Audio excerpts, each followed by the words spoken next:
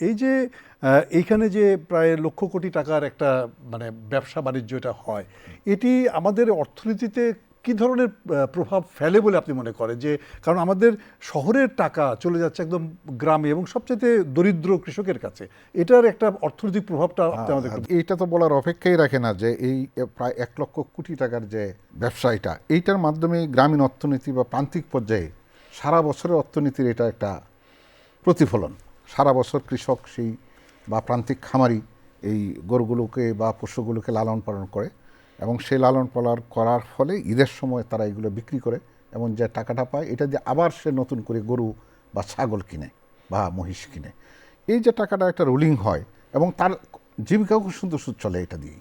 শুধু যে নতুন গরু কিনতেছে বা নতুন পশু কিনতেছে তা না, এটা দিয়ে তার জীবন জীবিকা নির্বাহ হচ্ছে এবং তার পরিবারের ভরণ পোষণ হচ্ছে, সন্তানদের লেখাপড়া হচ্ছে এবং যারা ছোট খামারি বা মাঝারি খামারি আছে তারা কিন্তু এটা দিয়ে তাদের ব্যবসা পুঁজি বাড়াচ্ছে।